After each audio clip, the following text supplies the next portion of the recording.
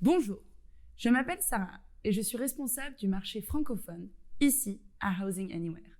Dans cette vidéo, je vais vous expliquer comment accéder à la boîte de réception et aussi comment l'utiliser. Allons-y. Une fois que vous êtes connecté à votre profil Housing Anywhere, vous allez vous trouver sur la page d'accueil du site. Donc pour accéder à votre boîte de réception, il y a deux manières différentes. Donc d'une part, vous pouvez utiliser cette icône ou vous pouvez cliquer sur votre nom, prénom et aller à la boîte de réception. En se connectant à la boîte de réception, vous allez vous trouver donc dans votre dossier général. Ici vont se trouver tous les nouveaux messages, donc toutes les nouvelles demandes que vous avez reçues. Alors voyons un petit peu les dossiers différents qui se trouvent ici à votre gauche. Lorsque vous allez effectuer des actions différentes, vos conversations vont automatiquement se déplacer dans ces dossiers différents.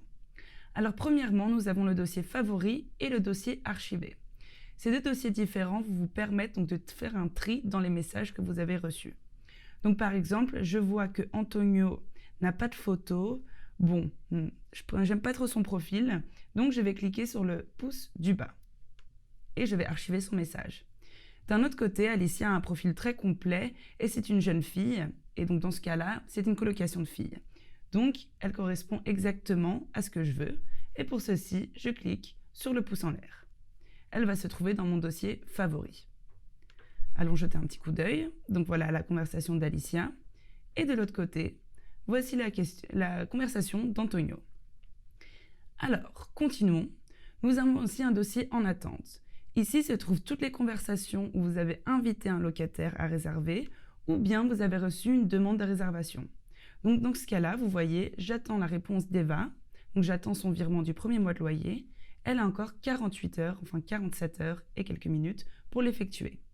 Lorsqu'elle aura fait ce virement, cette conversation va se déplacer dans le dossier réservation. Voilà, dernièrement, nous avons le dossier expiré. Donc qui pour moi est un des dossiers les plus importants, car toutes les conversations auxquelles vous n'aurez pas répondu dans les 48 heures vont se déplacer ici. Mais ceci ne veut pas dire que vous ne pouvez plus communiquer avec les locataires. Donc n'hésitez pas d'aller jeter un petit coup d'œil pour ne pas rater des opportunités locatives. Alors après, nous avons donc tous les messages et les messages non lus. Allons dans tous les messages. Donc là, je vais rechercher le profil d'Alicia. Cette barre de recherche en haut va vous permettre de rapidement trouver un locataire. Je vais cliquer sur sa conversation. Je vois que c'est un message en anglais. Ceci n'est pas un problème. Vous pouvez utiliser des sites comme Google Traduction pour traduire le message. Elle me dit qu'elle vient d'Espagne et qu'elle voudrait beaucoup donc louer mon appartement. Malheureusement, j'attends la réponse d'Emma. Donc, ce que je vais faire, je vais lui envoyer un lien vers un autre bien que j'ai. Il suffit de copier-coller l'URL qui se trouve ici en haut de la page. Donc je lui explique que le bien n'est plus disponible, mais qu'elle peut m'envoyer une demande sur une autre annonce. Et hop, je lui envoie le message. Après, il est aussi possible donc d'échanger des fichiers par la boîte de réception. Pour ceci, vous pouvez cliquer sur cette icône donc qui est télécharger un fichier. Si par exemple, je veux envoyer déjà mon contrat locatif à Alicia pour qu'elle me le signe. Donc j'appuie sur télécharger un fichier, contrat type, et je lui envoie. Il suffit d'un simple clic et Alicia a reçu mon contrat.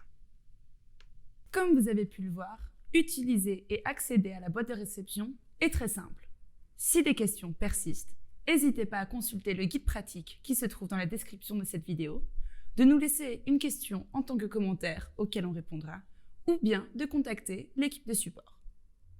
Encore une fois, je m'appelle Sarah et je vous verrai dans la prochaine vidéo. Ciao!